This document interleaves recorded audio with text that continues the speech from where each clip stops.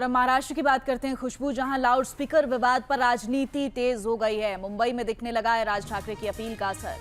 जी हाँ, ये अहम खबर आपको बता रहे हैं। नवी मुंबई में मस्जिद के बाहर हनुमान चालीसा पढ़ा एमएनएस कार्यकर्ताओं को रोकने के लिए पुलिस अलर्ट है। भिवंडी में कई एमएनएस कार्यकर्ता हिरासत में लिए गए हैं और ये अहम खबर आपको बता रहे हैं। लगातार इस पूरे मामले पर राजनीति काफी तेज होती हुई नजर आ रही है।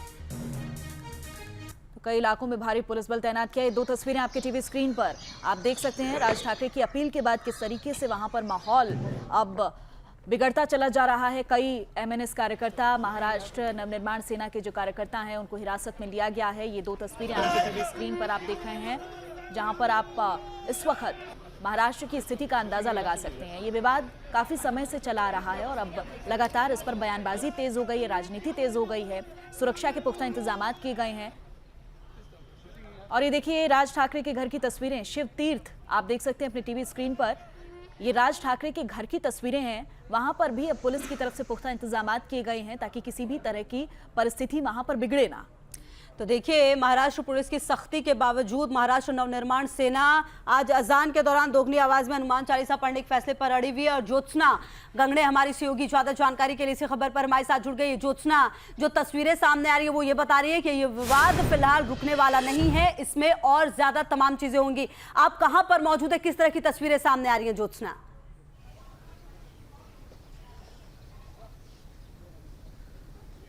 बिल्कुल सही कहा आपने, क्योंकि जिस तरह से राज ठाकरे ने अल्टीमेटम दिया था 3 मई तक का, और उसके बाद जो है मनसे और महाराष्ट्र पुलिस दोनों भी एक्शन में आ चुके हैं।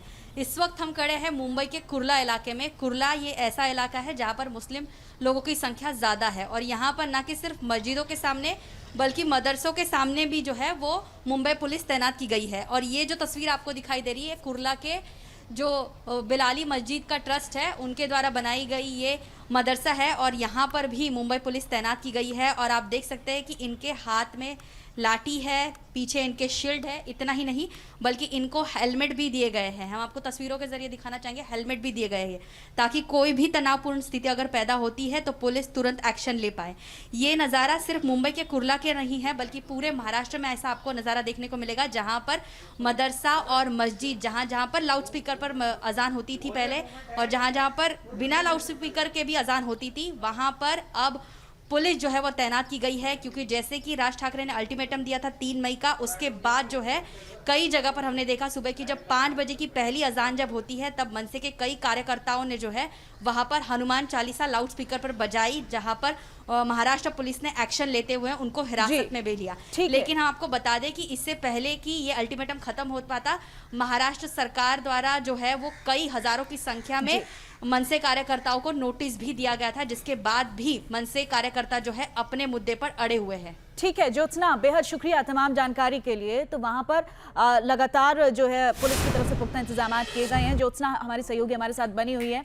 महाराष्ट्र नवनिर्माण को लेकर अब लगातार ठाकरे की तरफ से अब जो विवादित बयान दिया गया, उसके बाद से परिस्थितियां वहां पर बिगड़ती चली जा रही हैं और कहीं ना कहीं अब जो सुरक्षा के पुख्ता इंतजाम किए गए हैं, क्या वो काफी है, ये एक बड़ा सवाल भी बना हुआ है। बिल्कुल, और इसी पूरे मामले पर देखिए कहीं ना कहीं अब सवाल ये उठ रहा है कि आखिरकार ये जो विवाद है वो कहां जाकर रुकेगा। एक रिपोर्ट देखिए आप और उसके बाद हमारी सहयोगी ज्योत्सना भी लगातार हमारे साथ बनी हुई है।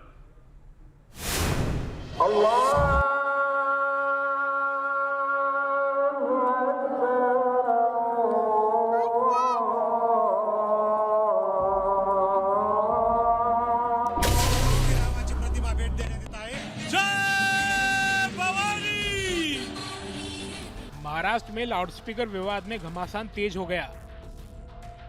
महाराष्ट्र नवनिर्माण सेना के चीफ राज ठाकरे ने मंगलवार को ऐलान कर दिया है कि अगर बुधवार को मस्जिदों के बाहर अजान हुई तो वहां हनुमान चालीसा का पाठ किया जाएगा। इससे पहले राज ठाकरे के खिलाफ औरंगाबाद में भी एक एफआईआर दर्ज की गई। इसमें उन पर भड़काऊ भाषण देने का आरोप लगाया गया। इसके अलावा मुंबई समेत महाराष्ट्र भर में एमएनएस के नेताओं को नोटिस दिए जा रहे हैं। इसमें चेतावनी दी जा रही है कि अगर किसी तरह की गड़बड़ी की अथवा या सरकारी संपत्ति को नुकसान पहुंचाया तो सीधे तौर पर नुकसान की वसूली की जाएगी। इन सब के बीच राज ठाकरे के ऐलान ने सरकार, प्रशासन और पुलिस की मुश्किलें बढ़ा दी हैं। नवी मुंबई में एमएनएस के 5 पदाधिकारियों को कॉपरखैर पुलिस स्टेशन ने हिरासत में ले लिया है। दरअसल राज ठाकरे की तरफ से एक पत्र जारी करा गया है कि आज उन सभी स्थानों पर आपको हनुमान चालीसा बजानी चाहिए जहां लाउड स्पीकर से अजान की जाती है। उन्हें बताना चाहिए कि लाउड स्पीकर से क्या दिक्कत होती है और ये एक सामाजिक मुद्दा है, न कि धार्मिक। अभी सबको आपको राज साहब का हिंदी का, इंग्लिश का और मराठी का पत्र मिला है। उसमें उन्होंने बहुत क्लियर किया है कि उनके क्या मुद्दे हैं। उनका जो भोंगे का मुद्दा है, लाउडस्पीकर का मुद्दा है, उन्होंने ये बोला है कि उस एक सुप्रीम कोर्ट के डेसिबल से ऊपर अगर आपकी आज़ान सुनने को मिलेगी लाउडस्पीकर पर, तो वहाँ पे आपको हनुमान चालीसा भी सुनने को मिलेगा, उससे दुगनी आवाज पे। राज ठाकरे के अल्टीमेटम और राज्य के कानून व्यवस्था को देखते हुए महाराष्ट्र के गृह मंत्री ने लॉ एंड ऑर्डर के संदर्भ में मंगलवार को बैठक ली। डीजीपी ने कहा कि महाराष्ट्र पुलिस किसी भी तरह के लॉ एंड ऑर्डर के हालात से निपटने के लिए तैयार है। किसी भी तरह के असामाजिक तत्वों पर कानूनी कार्रवाई की जाएगी। SRPF होमगार्ड पूरे राज्य में तैनात किया गया है। इसके अलावा डीजीपी ने महाराष्ट्र के लोगों से शांति बनाए रखने की अपील की है। Team news nation.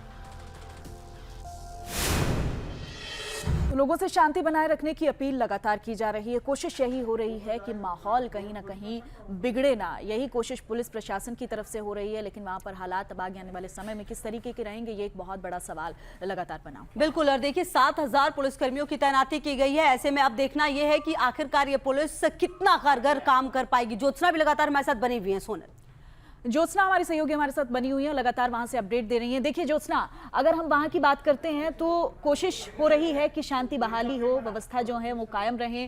कई ऐसे लोग हैं जिनको शहर से बाहर भेज दिया गया है, पुलिस को पूरी छूट दे दी गई है। लेकिन ऐसे में सिचुएशन कहां पर ज्यादा सेंसिटिव नजर आ रही है, कहां पर ज्यादा संवेदनशील इलाके नजर आ रहे हैं आपके अनुसार, चूंकि वहां आप ग्राउंड जीरो पर मौजूद हैं? ज्योत्सना, पुलिस को ये अल्टीमेटम की तारीख पहले से पता थी, जिसको लेकर कई सारी मीटिंग जो है गृह मंत्री दिलीप वलसे पाटिल की और मुंबई कमिश्नर और डीजीपी है जो उनकी मीटिंग हुई थी, उसमें साफ तौर पर बताया गया था मीटिंग में कि अगर कोई भी गैर कानूनी काम करता है, कानून का उल्लंघन करता है, तो उस पर तुरंत एक्शन ली जाएगी। जैसे कि आपने बोला, वो बात सही है कि पुलिस को पूरी छूट दी गई है। इसीलिए मैं आपको दिखा दूं, इनके हाथ में लाठी भी है। अगर कोई गैर कानूनी काम करेगा तो पुलिस तुरंत एक्शन लेगी। दूसरी बात यह है कि जो सेंसिटिव इलाके हैं, जैसे कि कुर्ला है, मुंबई के आसपास जो मुमरा है, जहाँ पर मुस्लिम लोगों की संख्या ज़्यादा है, वहां पर हमने देखा, और भाईकला भी है, वहां पर पुलिस ज्यादा संख्या में तैनात की गई है। जहां पर मदरसा है, पहले तो हमने अब तक सुना था कि जहां जहां पर मस्जिद है वहां पर पुलिस तैनात की जाएगी। बिल्कुल ज्योत्सना, जो तस्वीरें आप दिखा रही है वो ये बता रही है कि व्यवस्था मुकम्मल कर दी गई है ताकि किसी भी तरह की अव्यवस्था ना हो। ज्योत्सना, बहुत शुक्रिया आपका इन तमाम जानकारियों के लिए, और आगे भी आपसे हम अपडेट लेते रहेंगे। और चलिए इसी बीच जो एक बड़ी खबर आ रही है वो भी अपने दर्शकों को बता देते हैं, जो राज ठाकरे से ही जुड़ी हुई है। एक वीडियो वायरल हो रहा है। जी हां, राज ठाकरे ने बाल ठाकरे का पुराना भाषण ट्वीट किया है। भाषण में लाउड स्पीकर को हटाने की बात कही गई है। ये ब्रेकिंग न्यूज दे रहे हैं आपको। बाल ठाकरे के वीडियो के बहाने शिवसेना पर निशाना साधने की कोशिश यहां पर हो रही है। तो इस वक्त की बड़ी जानकारी, राज ठाकरे ने बाल ठाकरे का एक पुराना भाषण ट्वीट किया है। स्थिति वहां पर चिंताजनक बनी हुई है। प्रशासन की तरफ से कोशिशें तमाम हो रही हैं, लेकिन देखिए विवाद किस तरीके से गहराता चला जा रहा है। इस खबर के जरिए आप अंदाजा लगा सकते हैं। भाषण में लाउड स्पीकर हटाने की बात कही जा रही है, उस वक्त पर भी बाल ठाकरे के एक वीडियो के बहाने अब शिवसेना ने निशाना साधा है।